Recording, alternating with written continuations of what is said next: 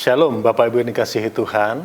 Salam sehat selalu dalam kasih dan anugerah Tuhan kita Yesus yang selalu beserta dengan kita. Dia adalah Allah yang Immanuel dalam kehidupan kita.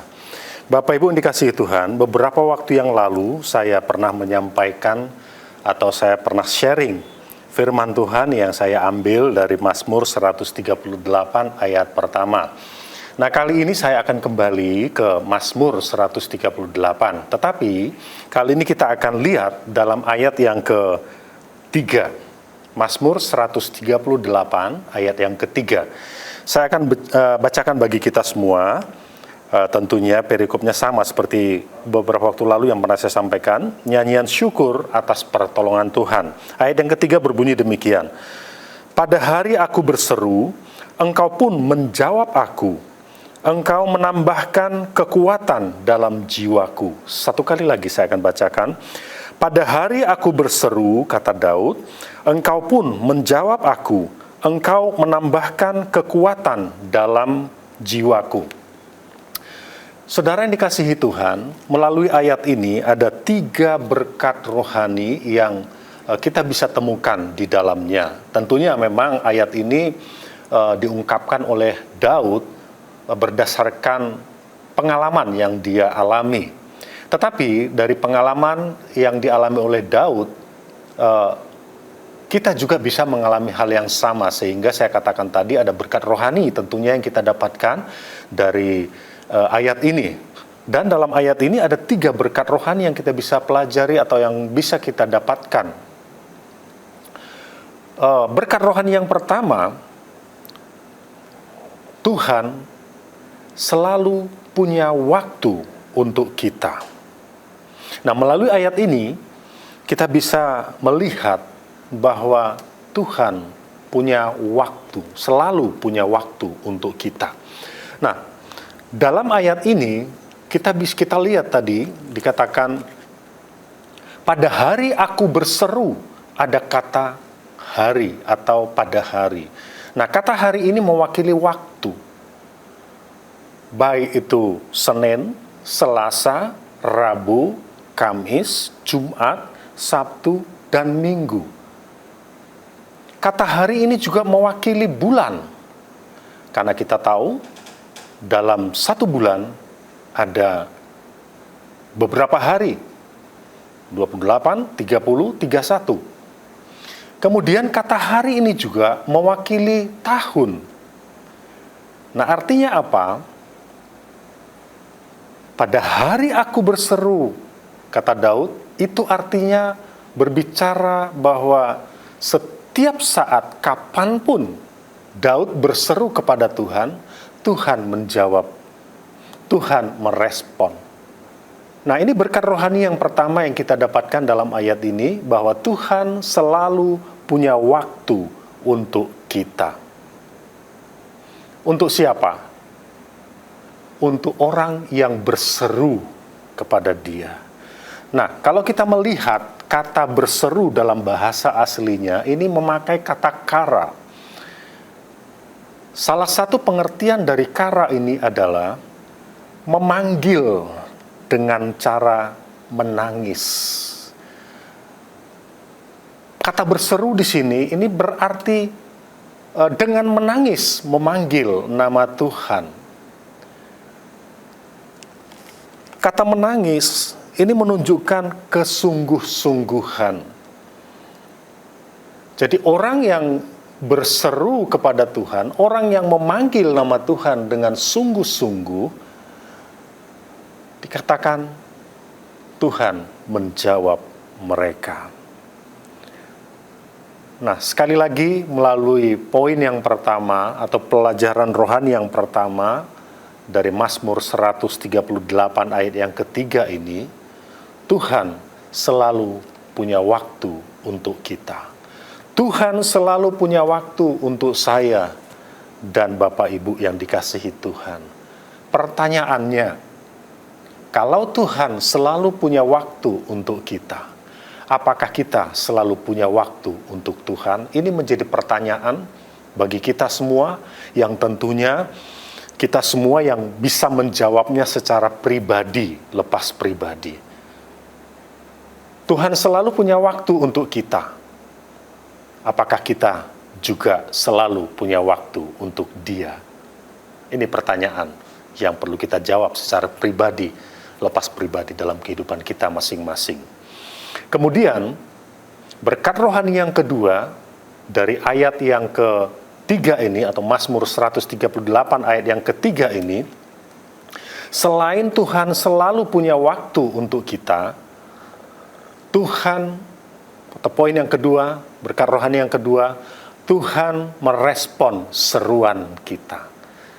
Dari apa yang diungkapkan oleh Daud dalam ayat yang ketiga tadi, pada hari aku berseru, engkau pun menjawab aku. Berkat rohani yang kedua, ketika kita berseru kepada Tuhan, dikatakan Tuhan merespon seruan kita. Daud mengakui bahwa ketika dia berseru kepada Tuhan, Tuhan menjawab. Menjawab itu pengertian lainnya adalah merespon seruan daripada Daud. Dan ketika kita berseru sebagai umat tebusannya, kita berseru kepada Dia dengan segenap hati kita, dengan sungguh-sungguh di hadapannya, Dia akan menjawab kita sebagaimana Dia menjawab Daud. Dia akan merespon seruan kita sebagaimana Dia merespon seruan Daud. Luar biasa Tuhan kita. Karena Tuhan kita adalah Allah, Tuhan yang hidup. Dia bukan Tuhan yang mati. Sehingga Dia bisa menjawab, sehingga Dia bisa merespon seruan kita. Sekali lagi, Tuhan yang kita sembah, Allah yang kita sembah, bukanlah Allah yang mati, bukan Tuhan yang mati, tetapi Dia Tuhan yang hidup, sehingga Dia bisa merespon setiap seruan umatnya. Kalau Tuhan merespon seruan kita sebagai umat tebusannya, bagaimana dengan kita? Ketika kita mendengarkan firman Tuhan, ketika kita membaca firman Tuhan, di sana ada perintah-perintah Tuhan yang harus kita lakukan. Kalau Tuhan merespon seruan kita, apakah kita juga merespon firman Tuhan, merespon perintah Tuhan dengan cara melakukannya dalam kehidupan kita sehari-hari? Ini juga menjadi pertanyaan bagi kita yang harus kita jawab secara pribadi, lepas pribadi dalam kehidupan kita.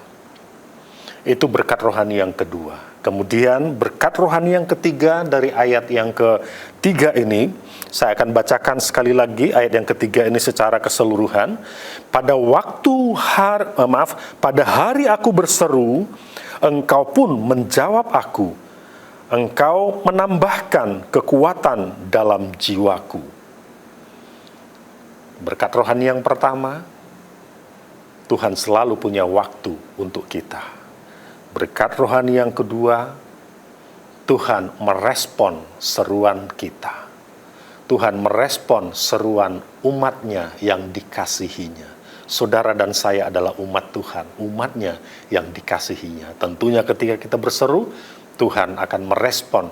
Dan yang ketiga, atau berkat rohani yang ketiga, dikatakan, engkau menambahkan kekuatan dalam jiwaku. Artinya Tuhan mengupgrade kekuatan jiwa kita. Haleluya, ini hal yang luar biasa. Kalau saya melihat dalam kamus besar bahasa Indonesia, arti kata jiwa ini, saya petik dua, yaitu yang pertama, arti dari jiwa, itu seluruh kehidupan batin manusia dalam kurung yang terjadi dari perasaan, pikiran, angan-angan, dan sebagainya. Kemudian yang kedua, pengertian dari jiwa ini menurut Kamus Besar Bahasa Indonesia adalah sesuatu atau orang yang utama dan menjadi sumber tenaga dan semangat. Kalau dalam pengertian yang pertama tadi, di sana dikatakan dalam jiwa itu terkandung pikiran, perasaan, dan angan-angan, dan lain sebagainya. Saudara yang dikasihi Tuhan, ketika seseorang mengalami tekanan, ketika seseorang mengalami masalah, biasanya yang pertama-tama itu diserang adalah jiwanya. Yang pertama biasanya yang mengalami gejolak itu adalah jiwanya. Makanya ada istilah tertekan batin. Jiwanya tertekan. Dan kalau ada seseorang yang tidak kuat atau tidak tahan menghadapi situasi dan kondisi atau tekanan yang begitu berat yang menekan hidupnya, biasanya bisa jadi kalau orang ini tidak kuat, dia mengalami masalah dengan jiwanya. Saya tidak berani katakan sakit jiwa. Nah, tetapi firman Tuhan dalam Mazmur 138 ayat yang ketiga, atau poin yang ketiga, atau berkat rohani yang ketiga, Tuhan dikatakan mengupgrade, menambah kekuatan bagi jiwa kita. Jiwa siapa? Jiwa orang yang kepadanya Tuhan selalu punya waktu. Orang yang berseru kepada Tuhan dengan sungguh-sungguh atau dengan segenap hati, dan bahkan tadi digambarkan kara itu artinya memanggil nama Tuhan dengan menangis, dengan cara menangis yang berbicara tentang kesungguhan. Kepada mereka Tuhan menambahkan kekuatan bagi jiwanya, mengupgrade kekuatan jiwanya. Luar biasa, Bapak yang dikasihi Tuhan. Nah, ketika kita berseru kepada Tuhan, Dia merespon seruan kita.